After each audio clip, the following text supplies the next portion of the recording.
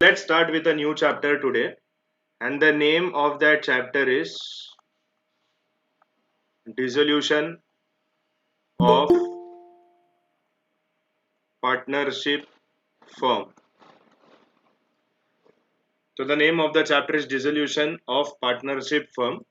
Now, the question arises, sir, what do you mean by dissolution? ये जो word है dissolution, ये dissolution का मतलब क्या होता है? Dissolution का मतलब ये होता है कि पार्टनरशिप फर्म बंद हो जाना, डिसॉल्व हो जाना. डिसॉल्व मतलब बंद हो रहा है.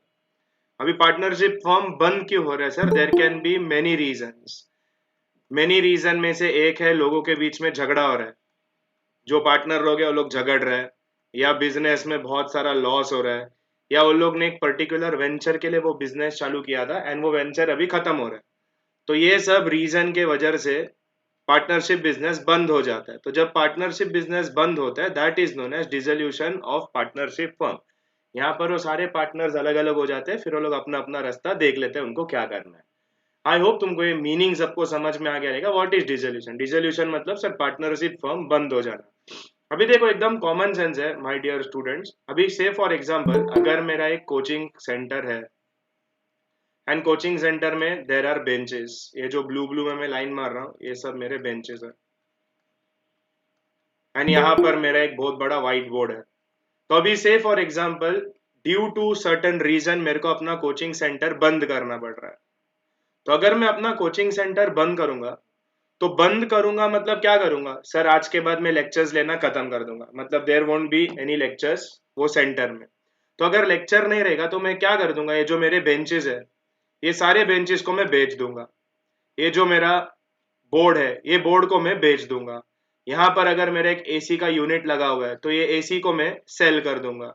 मतलब इन सब असेट्स को मैं क्या कर दूंगा? मैं सारे असेट्स को बेच दूंगा. एंड इन केस अगर मेरा कोई लायबिलिटीज है, सपोज मेरे टीचर्स है जिनको मेरे को 50,000 रुपीज पे करना बाकी था जो मैंने उनको अभी तक पे किया नहीं, तो ये सारे असेट्स बेच कर जो भी मेरे पास पैसे जमा होंगे उन पैसों से मैं मेरा ये जो लायबिलिटीज है ये लायबिलिटीज को क्लियर कर दूंगा. क्लियर कर दूंगा मतलब ये जितने भी बाहर के लायबिलिटीज है, जैसे कौन कौन लायबिलिटी हो सकता है सर? टीचर लोग का पेमेंट बाकी है, आपने स्टूडेंट्स लोग को बैग दिया था तो बैग का जो वेंडर है उसका कुछ पेमेंट बाकी है, आपने रेंट नहीं दिया है मतलब there is some rent outstanding. तो ये जो भी मेरे लायबिलिटीज है ये लायबिलिटीज को मैं पे कर दूंगा. ये लायबिलिटी कैसे पे होता है? मैं अपने सारे असेट्स को सेल कर दूंगा एंड वो असेट को बेचने के बाद जो भी मैं थोड़ा बहुत कमा लूंगा उन कमाई से मैं अपने सारे लायबिलिटीज को पे ऑफ कर दूंगा. ये सिंपल तरीका होता है. प्रैक्टिकल वर्ल्ड में भी ऐसे ही होता है. अगर आप कोई बिजनेस बंद कर रहे हो तो असेट या तो आप घर लेके जाओगे. से फॉर एग्जांपल अभी यहाँ पर एक एसी है एंड मुझे लग रहा है कि नहीं मैं बेचना नहीं चाहता, इसको मैं अपने घर लेके जाता हूँ. तो मेरे साथ जो भी इस बिजनेस में पार्टनर होगा वो पार्टनर मुझे बोलेगा ठीक है तू घर लेके जा, लेकिन उसका जो भी पैसा बनता है वो पैसा तू अपना पार्टनरशिप फर्म में जमा कर देना, क्योंकि तेरा प्राइवेट प्रॉपर्टी थोड़ी है, वो तो बिजनेस का प्रॉपर्टी है. तो तू घर लेके जा बट पैसा उसका जमा कर देना. तो there can only be two option. या तो एसेट्स को मैं बेच रहा हूँ या तो असेट्स को मैं लेके जा रहा हूँ. मैं मतलब पार्टनर. अभी यहाँ पर अगर अपन बात करते हैं से फॉर एग्जाम्पल की एक मैं पार्टनर हूँ एंड सपोज मेरा फेवरेट महेंद्र सिंह धोनी पार्टनर है. ठीक है, हम दोनों मिलके बिजनेस कर रहे थे लेकिन किसी कारणवश हमको बिजनेस बंद करना पड़ा. तो अगर मैं कोई असेट लेके जा रहा हूँ तो धोनी क्या बोलेगा कि थोड़ा असेट में जो भी पैसा जमा हो रहा है वो तो बिजनेस में लेकर आ जा, तो हम अपना लायबिलिटीज को पे कर सकते हैं. क्या मेरे स्टूडेंट्स को यहाँ तक सब समझ में आ गया जो भी मैंने बोला? Is it clear? Very simple सा बात है. ठीक है, nothing difficult at all. Okay. तो सर ये जो डिसोल्यूशन है इसमें what are the different accounts that needs to be prepared? ठीक है, ध्यान से सुनना. आज के लेक्चर में हम लोग दो सम करेंगे, तो दो सम अगर तुमने ध्यान से सुन लिया तो तुमको लगने लगेगा कि इजी चैप्टर है. तो अकाउंट्स जो तुम बनाते हो उसमें आता है पहला रियलाइजेशन अकाउंट, दूसरा पार्टनर्स कैपिटल अकाउंट, तीसरा कैश और बैंक अकाउंट, एंड चौथा partners loan account if any. Partners loan account if any. If any मतलब अगर क्वेश्चन में पार्टनर का लोन अकाउंट दिया है तो आप लोग एक पार्टनर लोन अकाउंट भी बनाओगे. तो देखो कितना अकाउंट है यहाँ पर हमारे पास है 4 account, realisation account, partners capital account, cash और bank account and partners loan account, अगर पार्टनर्स लोन के बारे में क्वेश्चन में कुछ भी इंफॉर्मेशन दिया है तो, otherwise we need not prepare. तो आप लोग बोलेंगे सर यहाँ पर बैलेंस शीट नहीं बन रहा है, आज तक हम लोग जितना भी चैप्टर किया, फाइनल अकाउंट किया, एडमिशन किया, रिटायरमेंट किया, डेथ किया, सब में हम लोग बैलेंस शीट बना रहे थे, तो यहाँ बैलेंस शीट क्यों नहीं बन रहा है? यहाँ बैलेंस शीट इसलिए नहीं बन रहा है क्योंकि हमारा बिजनेस बंद हो रहा है। तो बिजनेस बंद होता रहेगा तो मैं क्यों दुनिया को बताऊं कि मेरे पास क्या असेट है एंड क्या लायबिलिटी है। एंड अगर आपने मेरा स्टोरी ध्यान से सुना रहेगा तो यहाँ पर हम बिजनेस जब बंद कर रहे हैं तो हम हमारा सारा असेट्स को सेल कर रहे हैं। तो अगर हम सारा असेट्स को बेच रहे हैं तो हमारे पास बिजनेस खत्म होने के बाद कोई असेट्स बचेगा ही नहीं, एंड जो भी लायबिलिटीज को अगर हम पे कर रहे हैं तो बिजनेस खत्म होने के बाद कोई लायबिलिटी भी नहीं बचेगा। तो अगर मेरा कोई असेट एंड लायबिलिटी है ही नहीं तो मैं बैलेंस शीट बना के करूँ क्या? ठीक है, तो एकदम सिंपल ये 4 चीज हमको बनाना है, realisation account, partners capital account, cash and bank account, partners loan only if it is given in the question.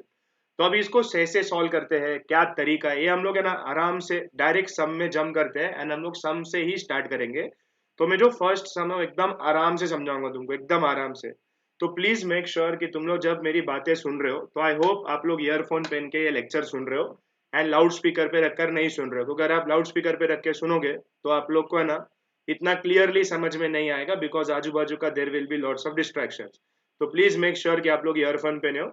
And let's start with the first question of this chapter. तो ये क्वेश्चन है क्या, देखो this is the first question जो आपका practical problem में दिया रहेगा ऑन पेज नंबर 244। तो question number 1 on page number 244। So this is the first question of this chapter. ठीक है, तो जरा सम को ध्यान से पढ़ते हैं एंड समझने का कोशिश करते हैं कि ये सम के अंदर है क्या। ठीक है, आई होप सब लोग अपने अपने टेक्स्ट बुक का पेज नंबर 244 में आ चुके हो। ठीक है, चलो स्टार्ट करते हैं।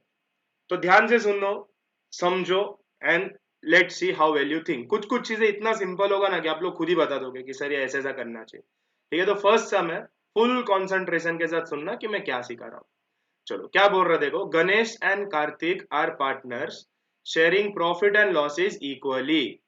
तो फर्स्ट सेंटेंस अगर मैं ध्यान से पढ़ रहा हूं तो मेरे को समझ में आ गया कि Ganesh and Kartik they share profit and losses equally, मतलब their ratio is 1:1। They decided to dissolve the firm on 31st March 2018।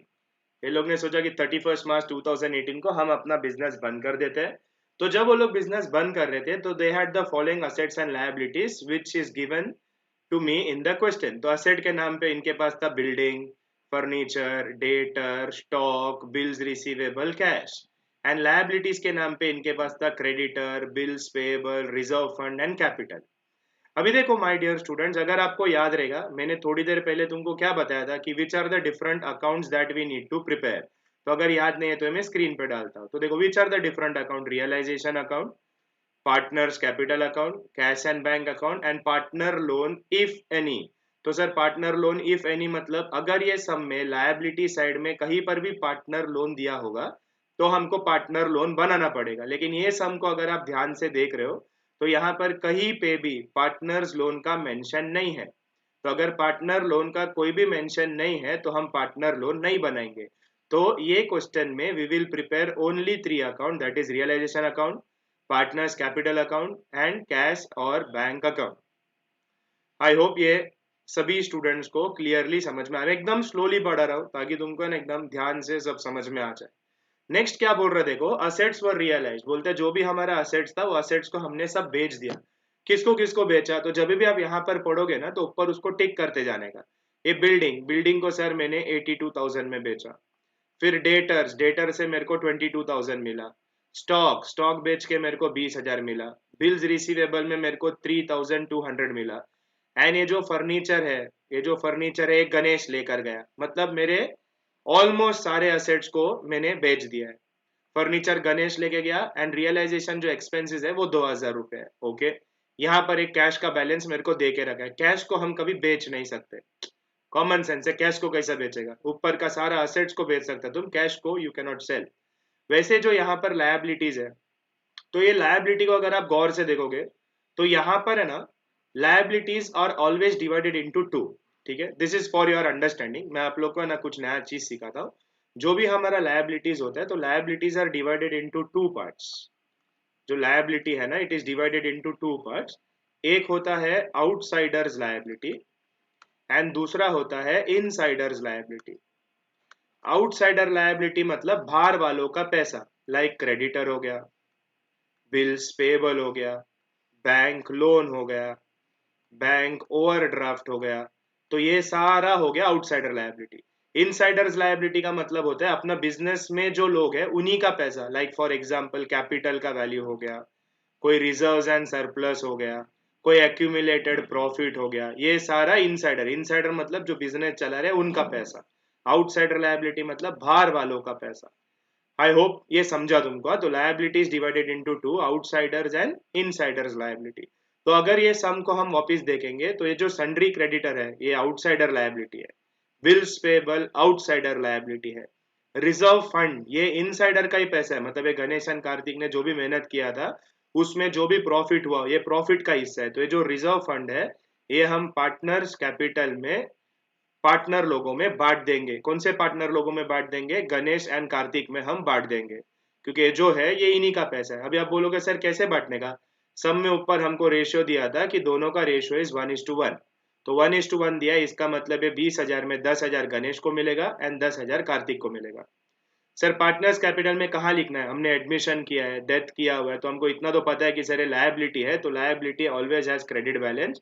तो ये हम पार्टनर्स कैपिटल के क्रेडिट साइड में जाके लिखेंगे। ओके, तो बस इतना सा ही छोटा सा क्वेश्चन है। एंड इसमें हमको क्या बनाने बोले उन लोग ने? They have told us to prepare realisation account, partners capital account and cash account. तो लेट्स प्रिपेयर, जरा देखते हैं कि वो कैसे बनता है। तो देखो रियलाइजेशन अकाउंट कुछ इस तरह दिखेगा। तो in the books of partnership firm हम लिखेंगे realisation account, debit and credit with two amount column. ठीक है, एकदम simple. Partners capital account, there are two partners, तो दो पार्टनर लोग हैं तो दोनों पार्टनर का कैपिटल अकाउंट हम बनाएंगे।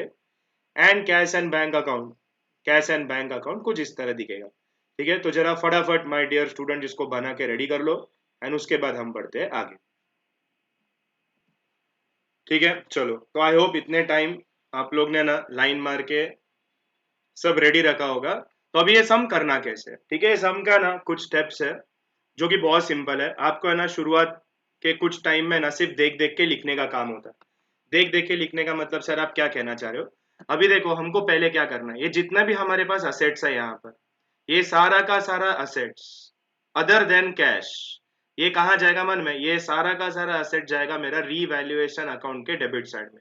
हम लोग क्या करेंगे, पहले ये सारा का सारा असेट जो यहाँ पर है, that is building, furniture, debtor, stock, bills receivable, ये सारा का सारा हम लिख देंगे रियलाइजेशन अकाउंट के डेबिट साइड में at book value. Book value मतलब जो भी वैल्यू वहां पर हमको दिया हुआ है वो सेम वैल्यू में हम लोग उसको लिख देंगे रियलाइजेशन के डेबिट में।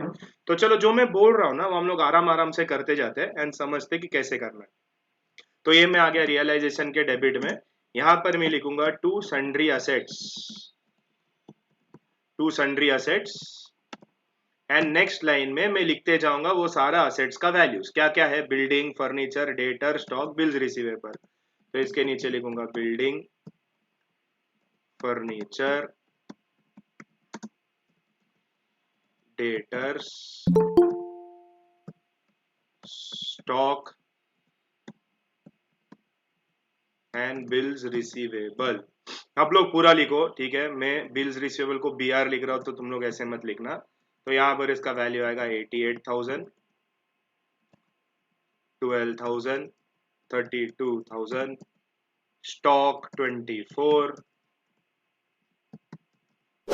And bills receivable 4,000। तो ये करने के बाद यहाँ पर हम दे देंगे इसको नीचे एक अंडरलाइन। अंडरलाइन यानी यहाँ पर मेरा वो टोटल जो है उसको मैं बाहर के कॉलम में लिख दूंगा। तो ये बाहर हमारा टोटल आएगा and total comes to 1,60,000 rupees.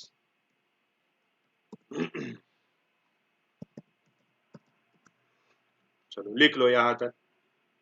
पहले हमने क्या किया, हमने सारा का सारा असेट्स को रीवैल्यूएशन अकाउंट के डेबिट में लिखा other than cash and bank. Sir why other than cash and bank? Because cash and bank का हमने एक अलग ही अकाउंट बनाया हुआ है। तो अगर हमने कैश एंड बैंक का अलग अकाउंट बनाया हुआ है तो हमको वापस कैश एंड बैंक को इसके अंदर लिखने का जरूरत नहीं है।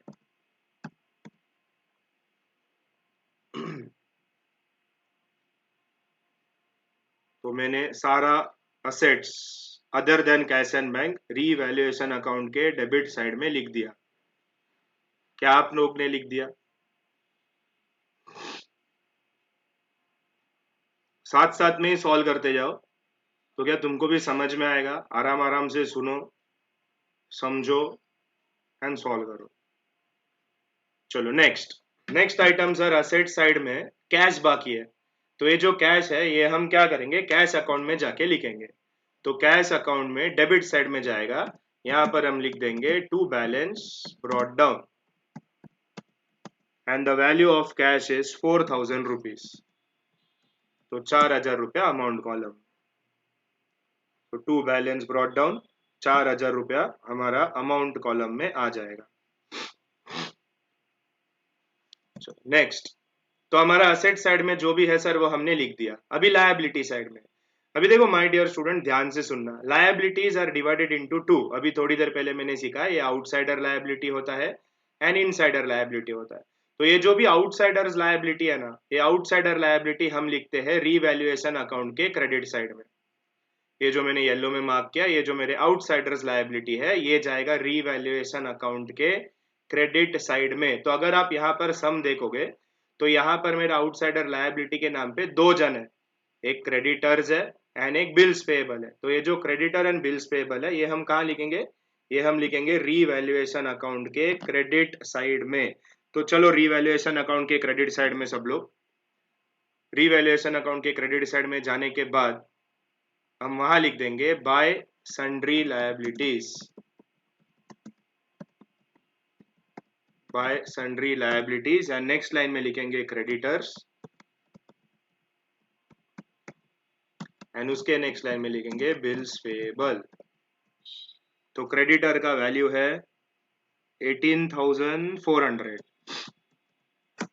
एंड बिल्स पेएबल का वैल्यू है 5,600। तो बाहर के कॉलम में 24,000। तो बहुत सिंपल है सर, खाली बैलेंस शीट देखना है एंड इसको इधर उधर लिखना है। तो जो असेट्स है कैश एंड बैंक को छोड़ के सब डेबिट में लिख डालो एंड जो आउटसाइडर्स लायबिलिटी है वो रियलाइजेशन अकाउंट के क्रेडिट में लिख डालो। इजी। नेक्स्ट सर, अब ये रिजर्व फंड आ गया। रिजर्व फंड, कैपिटल, ये सब कहाँ जाएगा, ये सब पार्टनर्स कैपिटल में जाएगा। तो रिजर्व फंड जो है वो हम पार्टनर्स कैपिटल में बांट देंगे। तो चलो पार्टनर्स कैपिटल में पहला लाइन छोड़कर मैं नीचे लिख दूंगा बाय रिजर्व फंड। गणेश के कॉलम में 10,000 एंड कार्तिक के कॉलम में 10,000। क्यों 10,000 10,000? क्योंकि सर उन लोग का जो रेशियो है वो इक्वल है। तो गणेश के कॉलम में 10,000, कार्तिक के कॉलम में 10,000, क्योंकि यहाँ क्वेश्चन में दिया हुआ है कि they share profit and losses equally. And next है कैपिटल। तो ये जो कैपिटल है 40,000 80,000, ये है मेरा ओपनिंग बैलेंस। तो यहाँ पर आएगा bye balance brought down, by balance brought down 40,000 80,000, bye balance brought down 40,000 80,000। तो विद दिस हमारा ये जो लायबिलिटी के अंदर जितना भी था वो हमने सब लिख डाला। तो अभी लायबिलिटीज का काम खत्म, मतलब ये लायबिलिटी का एंड एसेट का जो पार्ट है बैलेंस शीट का ये हो गया फिनिश। कितना इजी था, ठीक है। वापिस एक बार रिपीट करता हूँ, ये जो भी असेट्स है ये असेट्स में सर कैश एंड बैंक को छोड़ के बाकी जितना भी असेट रहेगा उसको उठा के हमको लिखना होता है रियलाइजेशन अकाउंट के डेबिट साइड में। तो हम डेबिट साइड में लिख देंगे वही वैल्यू जो यहाँ पर हमको असेट का अमाउंट कॉलम में दिख रहा है। एंड जो लायबिलिटीज है वो लायबिलिटी में जो भी आउटसाइडर्स लायबिलिटी रहेगा, आउटसाइडर मतलब बाहर वालों का जो लायबिलिटी रहेगा उसको हम लिख देंगे रियलाइजेशन अकाउंट के क्रेडिट साइड में। एंड उसके बाद जो कैपिटल रहेगा, रिजर्व फंड रहेगा, जो इनसाइडर लायबिलिटी रहेगा ये जाएगा हमारा पार्टनर्स कैपिटल में। इजी। अभी देखो यहाँ पर नीचे कुछ तो दिया हुआ है इंफॉर्मेशन। ये इंफॉर्मेशन क्या बोल रहा है, ये इंफॉर्मेशन बोल रहा है कि यहाँ पर वो लोग ने असेट्स को बेचा है, मतलब असेट्स तुम्हारे बिजनेस से बाहर जा चुका है। अभी असेट जाने का दो तरीका हो सकता है, हमने पहले भी सीखा था। या तो मैंने असेट्स को बेच दिया या तो असेट्स को पार्टनर लेकर गया। अभी देखो बहुत इजी है, ठीक है, बहुत इजी, ध्यान से देखना। अभी अगर मैंने असेट्स को बेच दिया, यहाँ पर है ना कुछ असेट्स को वो बेच रहे हैं, अगर आप ध्यान से देखोगे तो यहाँ पर सर बिल्डिंग बेच दिया, डेटर बेच दिया, स्टॉक बेच दिया, बिल्स रिसीवेबल बेच दिया, तो चार एसेट्स को लोग ने बेचा। तो चार एसेट को बेचा तो क्या करने का, देखो हम लोग ने रियलाइजेशन के डेबिट में यहाँ पर एसेट लिखा था, ये एसेट आया यहाँ पर तो हमने डेबिट में लिखा, तो अभी एसेट जाएगा तो हम उसको क्रेडिट में लिखेंगे। तो जब हम बेचेंगे तो हम यहाँ लिखेंगे बाय कैश और बैंक अकाउंट, लेकिन ये क्वेश्चन में बैंक है नहीं तो हम डायरेक्ट लिख देंगे बाय कैश अकाउंट। एंड जो जो असेट्स को हमने बेच दिया वो हम इसके अंदर लिख देंगे। क्या क्या बेचा हमने, हमने बेच दिया बिल्डिंग, फिर हमने बेचा डेटर्स, डेटर को बेच नहीं सकता, मतलब डेटर से हमको इतना पैसा मिला, फिर हमने स्टॉक सेल कर दिया, फिर हमने बिल्स रिसीवेबल से इतना पैसा कमाया, बिल्स रिसीवेबल। अभी कितना कमाया वो हमको है ना वो नीचे एडजस्टमेंट में दिया हुआ है, बिल्डिंग बेच के 82 मिला, डेटर से 22 मिला, स्टॉक से 20 मिला, तो सेम वैल्यू लिखने का। तो बिल्डिंग से 82,000, फिर डेटर से 22,000, स्टॉक से 20,000 एंड बिल्स रिसीवेबल से 3,200। तो इतना हमारे पास कैश आया। तो ये सब कैश आया, तो कितना कैश आ रहा है हमारे पास टोटल, तो इसको कर देने का टोटल, तो हमको मालूम पड़ेगा कि हमारे पास जो कैश आ रहा है इट कम्स टू 1,27,200। बाद में एक बार चेक कर लेना कि करेक्ट है कि नहीं, ठीक है। तो जब हम असेट बेचेंगे तो सर यहाँ लिख देने का बाय कैश और बैंक, बाय कैश और बैंक, एंड सारा असेट जो हम बेच रहे हैं उसका इंडिविजुअली नाम लिखो एंड उसका टोटल बाहर के कॉलम में डाल दो। अभी अगर आप लोग ध्यान से देख रहे हो तो सर यहाँ पर बाय कैश अकाउंट हुआ है एंड कैश अकाउंट हमने बनाया हुआ है, तो अगर यहाँ बाय कैश अकाउंट हो रहा है तो कैश अकाउंट में जाके हम लिख देंगे to realisation account, to realisation account. यहाँ पर इंडिविजुअल नाम लिखने का जरूरत नहीं है, जो हमारा टोटल था, जो हमारा टोटल था दैट इज 1,27,200, वो हम यहाँ लिख देंगे 1,27,200, मतलब बेचकर हमारे पास इतना पैसा यहाँ पर आ चुका है। I hope my dear students तुमको यहाँ तक समझ में आया मैंने क्या किया। तो जो भी मैंने असेट बेचा तो मैंने क्या किया, क्रेडिट साइड में लिख दिया बाय कैश और बैंक। बाय कैश और बैंक क्यों, क्योंकि हमने सेल कर दिया। पार्टनर लेके जाएगा तो यहाँ पर आएगा बाय पार्टनर्स कैपिटल, बेचेगा तो बाय कैश बैंक, पार्टनर लेके गया तो bye partners capital, so simple. ठीक है, चलो इतना लिख लो, बाय कैश और बैंक, ये सब वैल्यूज डाल दो फटाफट। एंड इसका सेकंड इफेक्ट कैश अकाउंट के डेबिट साइड में लिख डालो। आई एम वेटिंग।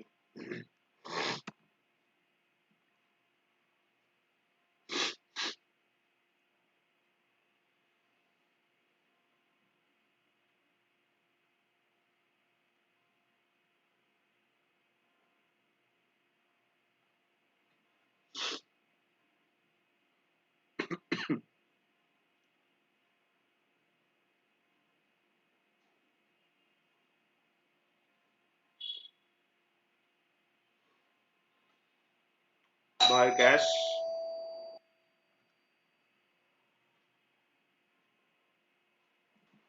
ठीक है, व्हाट नेक्स्ट, अभी क्या करना है देखो। अभी सर ये कैश तो हो गया, अभी नेक्स्ट एडजस्टमेंट में हमको क्या देके रखा है, आगे वो लोग ने बोला है कि Ganesh agreed to take over furniture for 10,000। तो अभी फर्नीचर भी जा रहा है, लेकिन क्या हम उसको बेच रहे हैं, नहीं, हम गणेश लेके जा रहे हैं, तो यहाँ पर आएगा बाय गणेश कैपिटल, तो by Ganesh capital account and bracket में हम लिख देंगे फर्नीचर, मतलब ये जो असेट है फर्नीचर टेकन ओवर, तो ये गणेश लेकर गया। अभी ये गणेश फर्नीचर कितने में लेके गया, ये गणेश फर्नीचर 10,000 में लेकर गया। तो अभी देखो यहाँ पर हमने लिखा bye Ganesh capital.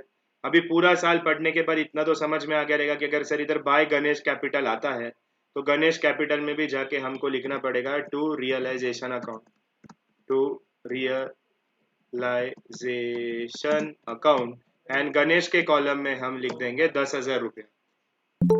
Very simple, ठीक है। तो गणेश लेकर गया, कोई पार्टनर लेकर गया तो यहाँ पर पार्टनर का नाम लिखो, अगर हम बेच रहे हैं तो यहाँ पर बाय कैश लिखो, बस इसके अलावा कोई तीसरा ऑप्शन नहीं आएगा, दो ही आता है, या तो हम बेच रहे हैं या तो पार्टनर लेके गया, there is no third option. तो बेचेंगे तो बाय कैश, पार्टनर लेके गया तो वो पार्टनर का नाम, इजी। चलो लिख डालो, by Ganesh capital furniture taken over and second effect partners capital के डेबिट साइड में टू रियलाइजेशन गणेश के कॉलम में 10,000। Write it down, I am waiting. चलो नेक्स्ट क्या है अभी, नेक्स्ट इधर बोल रहा है sir realisation expenses amounted to ₹2000 was paid. तो रियलाइजेशन एक्सपेंसेस पेड, तो पेमेंट हम कर रहे हैं तो यहाँ डेबिट साइड में जाके लिखेंगे to cash account, to cash account bracket में हम लिख देंगे realisation expenses paid, realisation expenses paid. तो कितना था रियलाइजेशन एक्सपेंस, इट इज ₹2000, तो ₹2000 हम लिख देंगे आउटर कॉलम में। तो realisation expenses paid 2000 in the outer column. तो यहाँ पर जब हम लिख रहे हैं यहाँ पर जब हम लिख रहे हैं कि रियलाइजेशन के इसमें टू कैश, तो यहाँ पर आएगा कैश ऑन बैंक में by realisation account, by realisation account ₹3200। Very simple. तो रियलाइजेशन अकाउंट के डेबिट में हम लिखेंगे to cash and cash account के क्रेडिट में जाके लिखेंगे by realisation account. I hope my dear students तुमको समझ में आ रहा है कि ये हो क्या रहा है। ओके चलो फाइन। अभी देखो, अभी आता है बहुत इंपॉर्टेंट पार्ट ये सम का। तुम बोले सर बहुत इंपॉर्टेंट मतलब क्या? देखो हमने क्या किया, सारा असेट्स हमने भेज दिया, बट क्या हमने सारे आउटसाइडर्स लायबिलिटी को पे कर दिया क्या? नहीं। तुम बोले सर कैसे मालूम पड़ा? ये देखो ये है हमारा आउटसाइडर लायबिलिटी, यहाँ पर जो मैंने अभी हाईलाइट किया ना, ये है हमारा आउटसाइडर लायबिलिटी, लेकिन सर हमने आउटसाइडर लायबिलिटी को अभी तक पे नहीं किया। क्वेश्चन में देखो कोई इन्फॉर्मेशन भी नहीं दिया उन लोग ने कि आउटसाइडर लायबिलिटी को पे किया है क्या, कोई पार्टनर भर रहा है क्या, तुम कैश भर रहा है क्या, कुछ नहीं बोला है। तो जब भी कुछ भी नहीं बोला रहता ना, तो इट इज अज्यूम कि ये जो आउटसाइडर लायबिलिटी है इसको तुमने पेमेंट कर दिया, एंड यहीं पर स्टूडेंट लोग गलती कर देते हैं। तो ये जो आउटसाइडर लायबिलिटी है इट इज अज्यूम कि हमने इसको पे कर दिया, तो पे कर दिया तो हम यहाँ लिख देंगे to cash account, and next line में हम लिखेंगे क्रेडिटर्स, एंड उसका नेक्स्ट लाइन में लिखेंगे bills payable, all outsiders liability should be paid. अभी आप बोलोगे सर कितना पेमेंट देने का? कुछ नहीं बोला है, तो जितना उनका था वो पूरा का पूरा पेमेंट। इसका मतलब सर हम लोग आउटसाइडर्स लायबिलिटी का जो वो 24,000 का बैलेंस था वो पूरा 24,000 रुपया हमने उनको पे कर दिया। तो यहाँ पर जब टू कैश आएगा तो टू कैश का सेकेंड इफेक्ट यहाँ हम जाके लिख देंगे by realisation, and value will be 24,000 rupees. So this is the catch point. अगर आपके पास रेड कलर का पेन रहेगा तो लिखना वहां पर in the absence of information the outsiders liability should be paid in full. I repeat, in the absence of information outsiders liabilities should be paid in full. ये जो आउटसाइडर लायबिलिटी है इसको पूरा का पूरा पेमेंट कर देने का, ठीक है? This is an important point, लिख लो।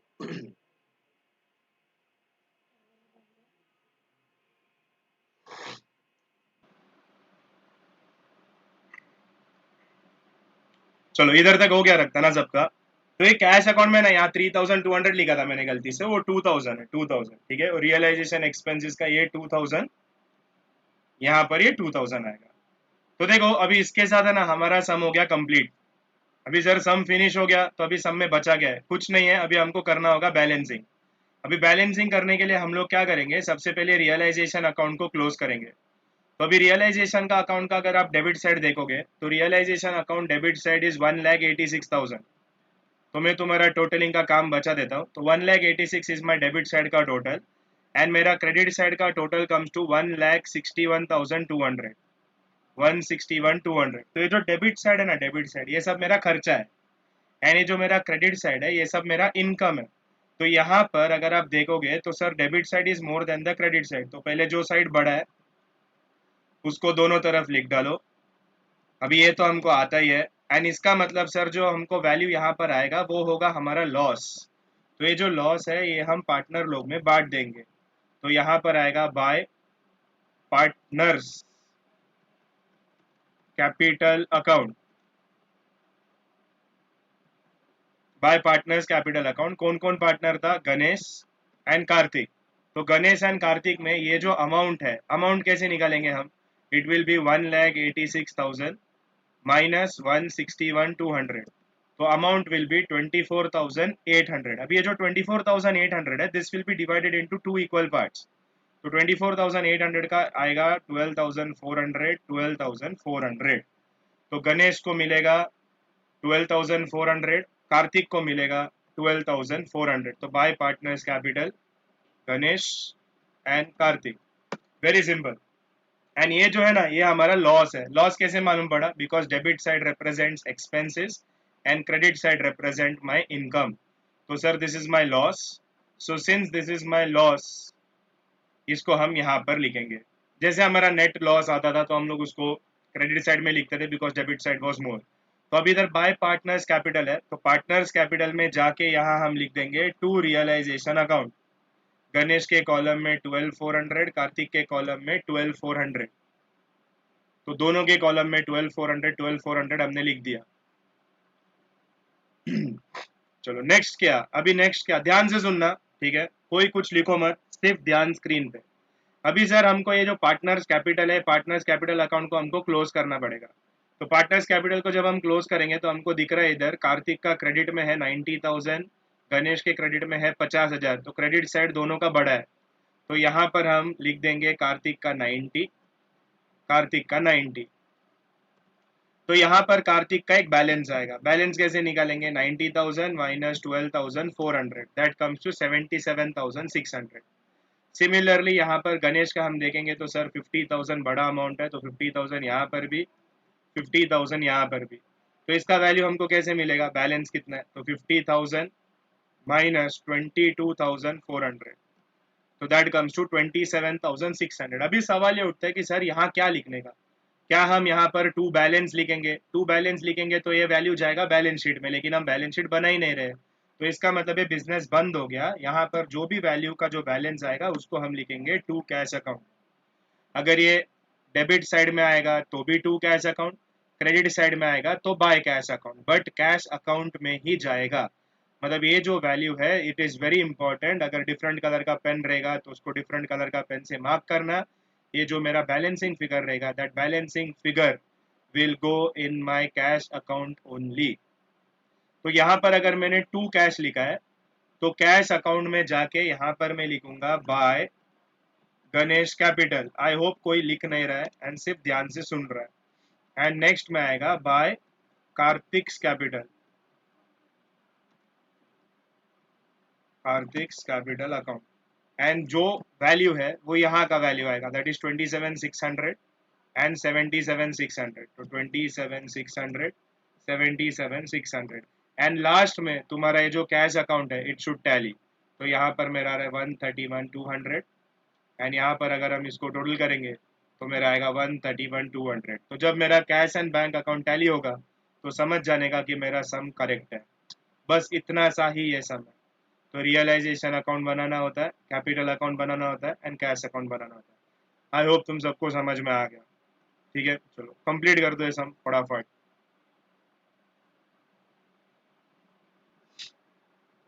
चलो after completing the first sum successfully, let us start with the second sum, sum number 2। ठीक है, सबका ध्यान स्क्रीन पे, कोई कुछ लिखो मत, कुछ करो मत, सिर्फ ध्यान से सुनो कि हो क्या रहा है। इसमें कितना पार्टनर है? देखो तीन, Leela, Manda, Kunda are partners in Janaki stores sharing profit and losses in the ratio 3:2:1, 3:2:1। On 31st March 2018, they decided to dissolve the firm when their balance sheet was as under। And यहाँ पर हमको बैलेंस शीट दे के रखा है। अभी हमने एक चीज सीखा है कि सर जब बैलेंस शीट दिया है तो आधा सम तो मेरे को बैलेंस शीट देख के इधर उधर लिखने आना चाहिए। तो जो असेट साइड है, असेट साइड का सारा वैल्यू हम लोग उठा उठा के किधर लिखेंगे? रियलाइजेशन अकाउंट के डेबिट में डाल देंगे, एक्सेप्ट फॉर कैश और बैंक। तो यहाँ पर ये बिल्डिंग है, मशीनरी है, मोटर कार है, गुडविल है, इन्वेस्टमेंट है, डेटर है, स्टॉक है, ये सब का सब मैं कहाँ लिख दूंगा? रियलाइजेशन अकाउंट के डेबिट साइड में। सिर्फ बैंक में वहां नहीं लिखूंगा, ये मैं कहाँ लिखूंगा? बैंक अकाउंट के डेबिट में लिखूंगा, नीचे बिना पढ़े। ठीक है, नीचे कुछ नहीं पढ़ के ना तुम ये फर्स्ट स्टेप कर सकता है।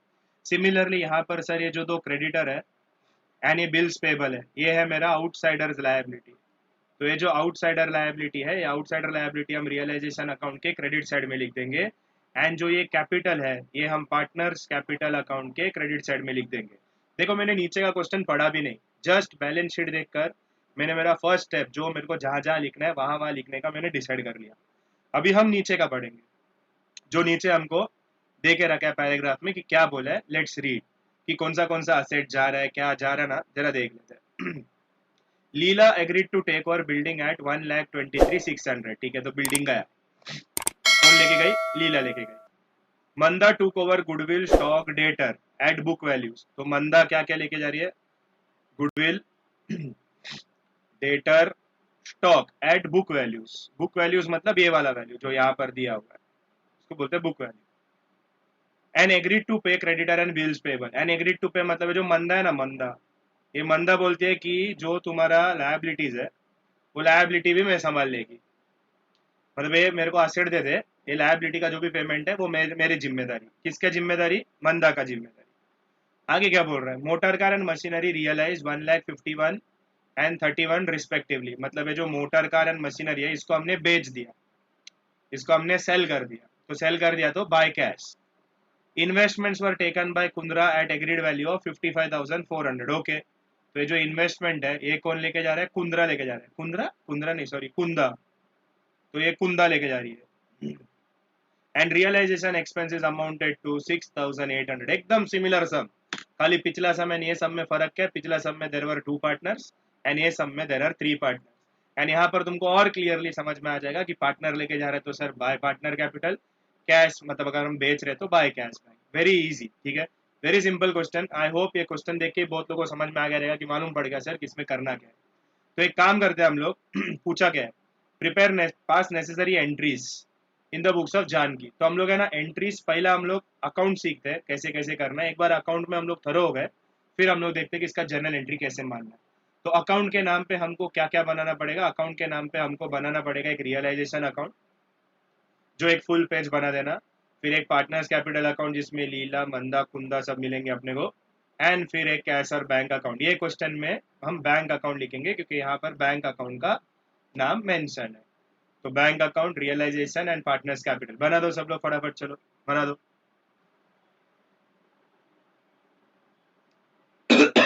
चलो तो स्टार्ट करते हैं।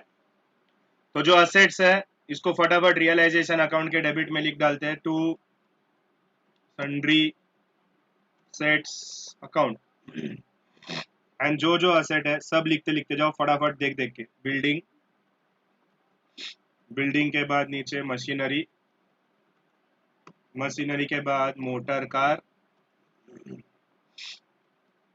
मोटर कार के बाद गुडविल, गुडविल के बाद इन्वेस्टमेंट, इन्वेस्टमेंट के बाद डेटर्स एंड डेटर्स के बाद स्टॉक। अभी इन सब का वैल्यू लिखते जाओ जो तुमको बैलेंस शीट में दिख रहा है। 1,02,000, 73,000, 167,600, 45,600, 62,400, 30,600, 45,000। तो सारा वैल्यूज लिखने के बाद बाहर आएगा इसका टोटल। तो ये टोटलिंग करने का टाइम में गलती नहीं करने का, इधर गलती किया तो सम रॉन्ग हो जाएगा। तो रियलाइजेशन अकाउंट के डेबिट में हमने लिख दिया to sundry assets, to sundry assets account. And ये सारा का सारा असेट यहाँ पर नीचे। तो सर हमने सब असेट लिख दिया। अभी एक असेट हमारा बाकी है असेट साइड में। सारा असेट का हमने आइटम ले लिया लेकिन ये बैंक बाकी है। तो ये जो बैंक बाकी है ना इसको हम लोग लाके लिखेंगे बैंक अकाउंट में। तो बैंक अकाउंट में यहाँ पर लिख देंगे हम लोग to balance brought down and the value of bank is 3,360, 3,360।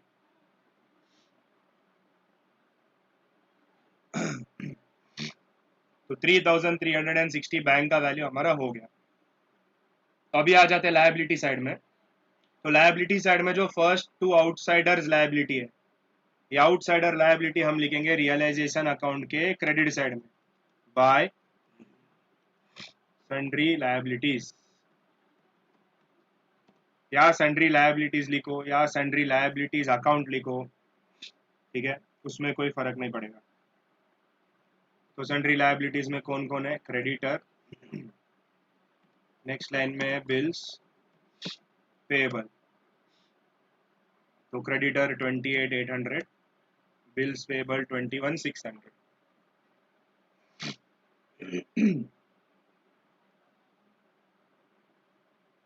तो बाहर वैल्यू आएगा 50,400 रुपीज। तो हमने आउटसाइडर्स लायबिलिटी लिख लिया, bye sundry liabilities account, creditor and bills payable.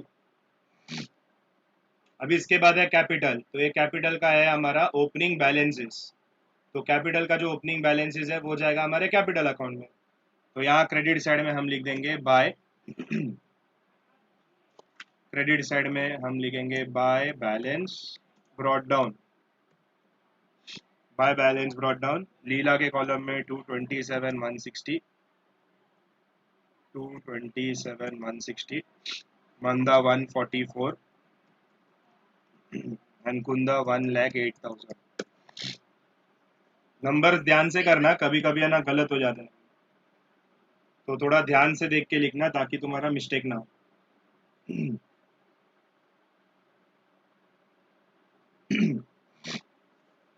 तो ये ओपनिंग बैलेंसेस हमने लिख दिया। तो बैलेंस शीट देख के हम लोग है ना इतना एंट्री तो पास करके रख सकते हैं, और किसी को डर है कि मैं एग्जाम में मेरा कुछ बोल नहीं सकता हूँ मैं, तो इतना भी करेगा ना तो भी तुम बच जाएगा। ठीक है, चलो नेक्स्ट। अभी देखो हमको नीचे क्या क्या दिया है, अभी एक एक लाइन आराम से पढ़ते हैं। तो पहला है ना ये वाला लाइन लेते हैं, Leela agreed to take over building at 1,23,600। तो लीला बिल्डिंग लेके जा रही है, तो बिल्डिंग इज एन असेट, तो बिल्डिंग असेट था, ये हमने यहाँ लिखा था डेबिट में, तो लीला लेके जाएगी तो हम उसको लिखेंगे क्रेडिट में। तो यहाँ पर आएगा बाय लीलास कैपिटल अकाउंट,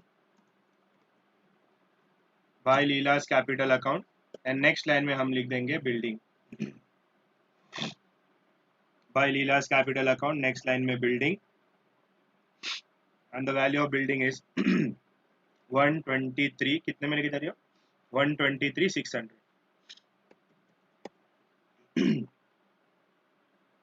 तो लीलास कैपिटल बिल्डिंग 123,600। तो यहाँ पर बाय लीला लिखा, तो कैपिटल में जाके मेरे को लिखना पड़ेगा to realisation account, to realisation account, and Leela के कॉलम में 123,600। बाकी मंदा कुंदा में कुछ नहीं। Very simple. तो जो मेरा फर्स्ट पार्ट है नीचे एडजस्टमेंट में जो फर्स्ट येलो पार्ट है वो हो गया मेरा खत्म। अभी बढ़ते हैं नेक्स्ट येलो पार्ट की।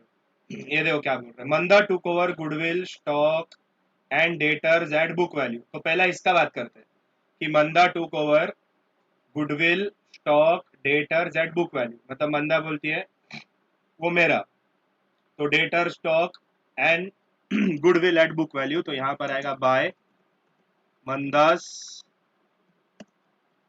कैपिटल अकाउंट, नेक्स्ट लाइन में डेटर, नेक्स्ट लाइन में स्टॉक, नेक्स्ट लाइन में गुडविल। तो ये तीन चीज लेके जा रही है एट बुक वैल्यू, मतलब यहाँ जो वैल्यू है ना उसी वैल्यू में लेके जा रही है। डेटर है 3600 का, 3600, स्टॉक 45,000 एंड गुडविल 45,600।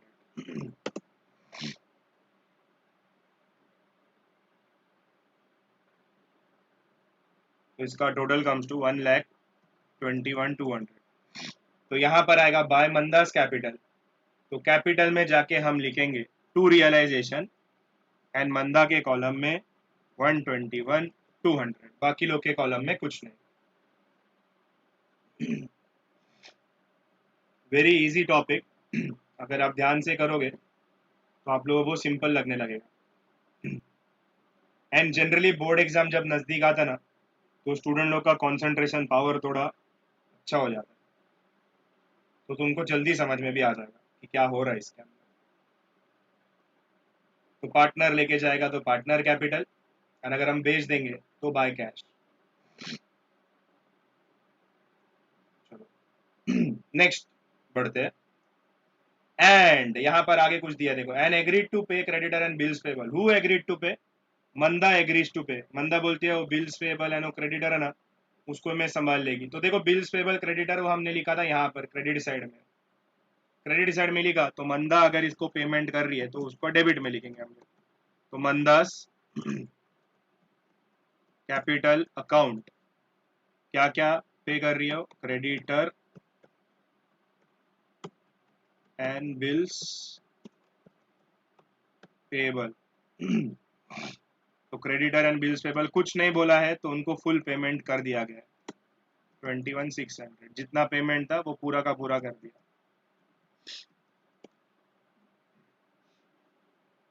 तो मंदा ने क्रेडिटर एंड बिल्स पेबल का पेमेंट कर दिया, अच्छी बात है। तो हमारा जो भी आउटसाइडर लायबिलिटी था, दोनों दोनों outsider liabilities are taken care of. ये भूलने का नहीं, इधर जैसा तुम टू मंदास कैपिटल लिखा, तो कैपिटल में जाके तुमको लिखना पड़ेगा by realisation account, by realisation account, and Manda के कॉलम में जाके लिखना पड़ेगा 50,400 रुपीज। मंदा के कॉलम में 50,400 rupees.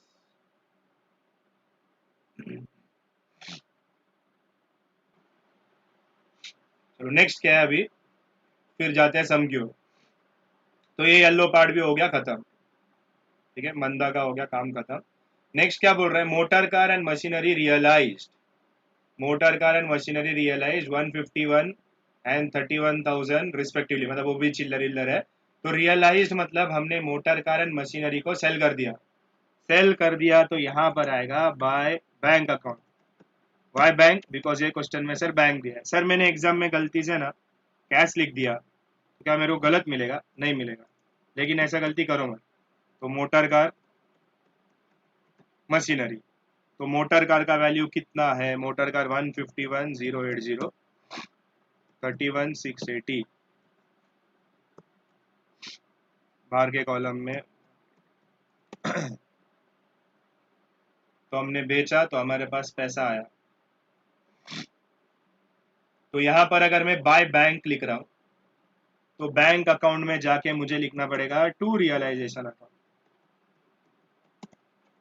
To realisation account, value is 182,760। यहाँ बाय बैंक, तो बैंक में जाके to realisation.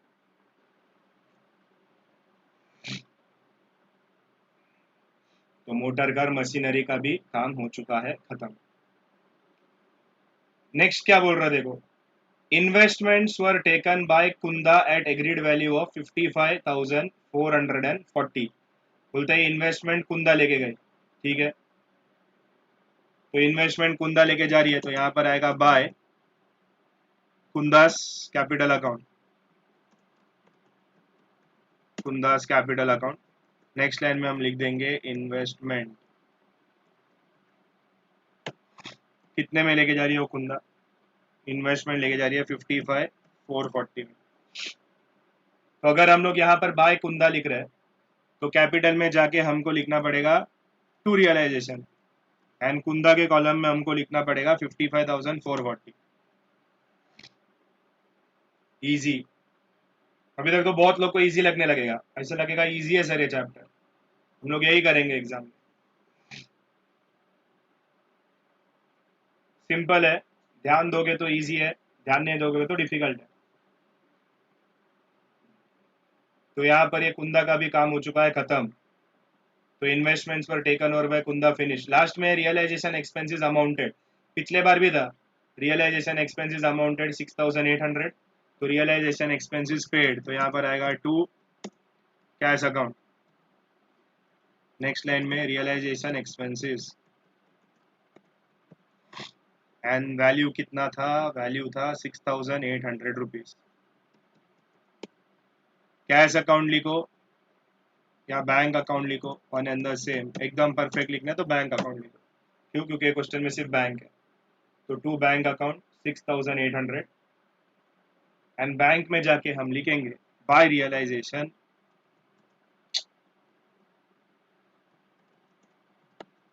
By realisation account, 6,800।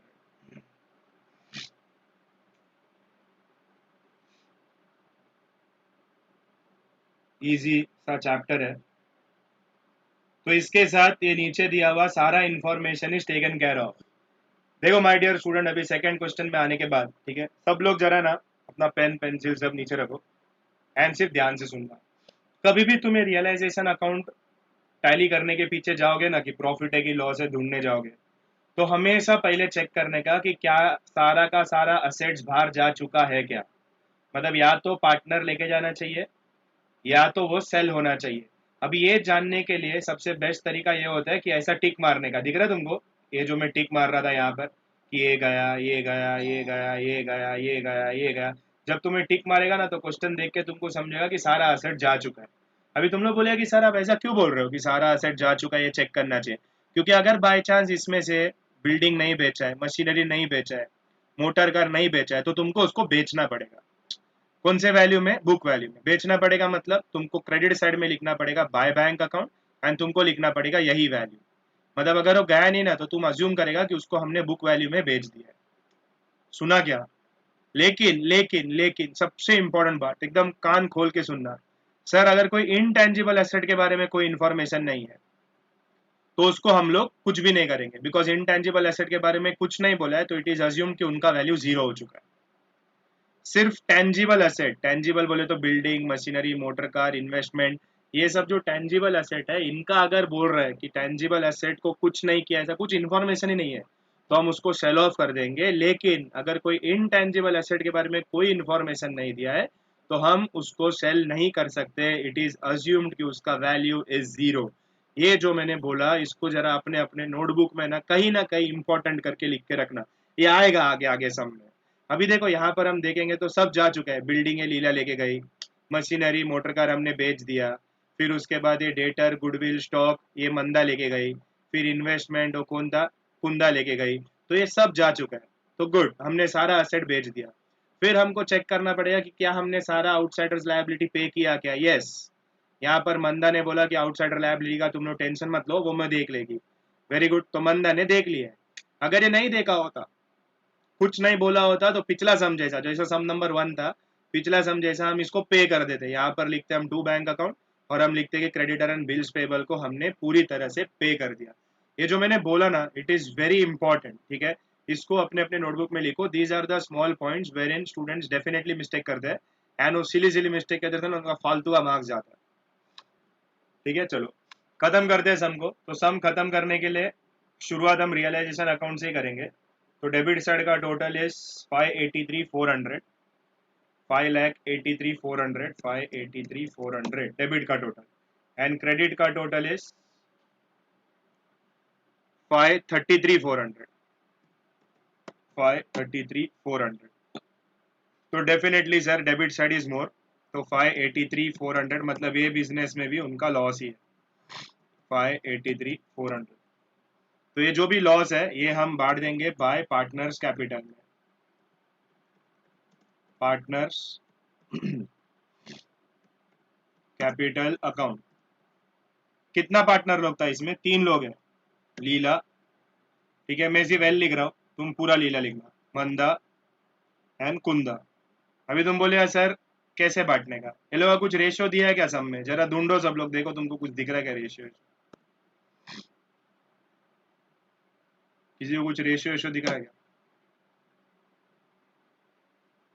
तो मैं भी ढूंढता, मेरे को इधर दिख रहा है, देखो 3:2:1 रेशियो दिखा क्या सबको?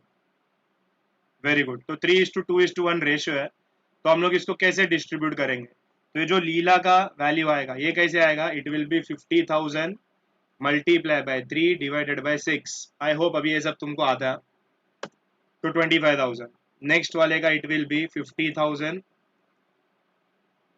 Multiply by 2 divided by 6।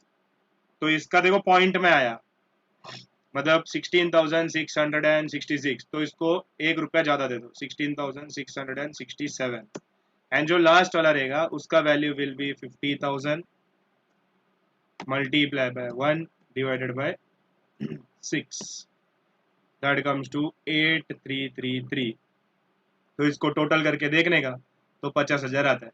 अभी तुम बोले नहीं सर मेरे को मंदा अच्छी नहीं लग रही है, मेरे को कुंदा पसंद है, तो मैं उसको 1 रुपया ज़्यादा देना चाहता हूँ, वो तुम दे सकते हैं, लेकिन मैथमेटिकल कैलकुलेशन के हिसाब से ऊपर वो पॉइंट के बाद 5 एंड उससे बड़ा वाला नंबर है तो उधर 1 रुपया ज़्यादा देने का।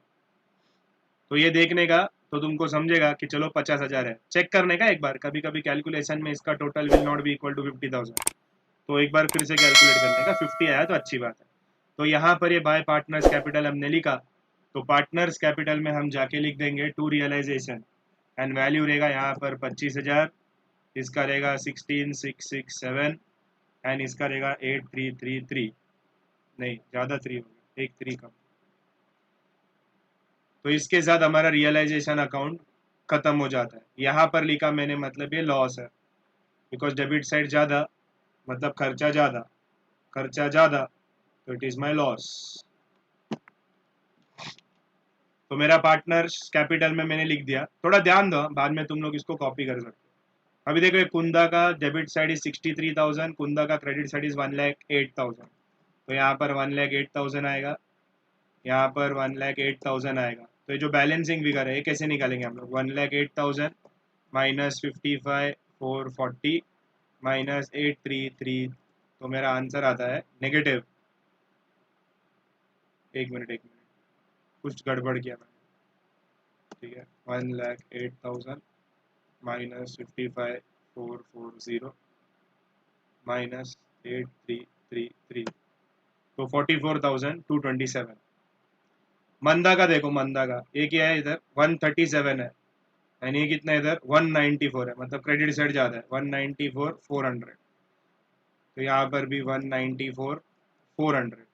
तो वैल्यू कैसे ढूंढेंगे सर, 194,400 माइनस डेबिट का total 121,200 minus 16,667, that comes to 56,533। Similarly इधर देखेंगे तो लीला का भी सर क्रेडिट साइड ही बड़ा है, तो 227,160। ऐसा हो सकता है कि सर हमेशा क्रेडिट साइड ही बड़ा रहेगा, दूसरा साइड कभी बड़ा होगा ही नहीं, ऐसा नहीं रहता, कोई भी साइड बड़ा आ सकता है, किधर भी कोई भी साइड बड़ा आने दो, तुम्हारा कैलकुलेशन का तरीका विल बी सेम, मतलब उसका जो बैलेंसिंग फिगर रहेगा वो बैलेंसिंग फिगर तुम कैश में डालेगा, -25,000। तो ये जो मेरा बैलेंसिंग फिगर आया ये जाएगा टू कैश अकाउंट, ये सब में बैंक है तो to bank account, and this is my balancing figure. अगर किसी का भी डेबिट साइड का वैल्यू बड़ा होता तो हम यहाँ लिखते, लेकिन हम लोग लिखते बाय बैंक अकाउंट।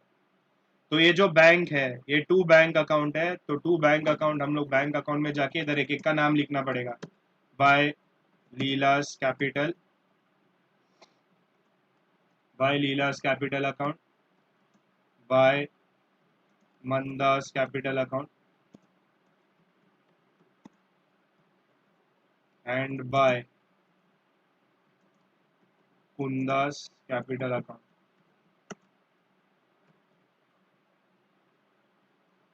तो तीनों का फिगर उठा दो। लीला का वैल्यू क्या था, लीला का वैल्यू 78,560,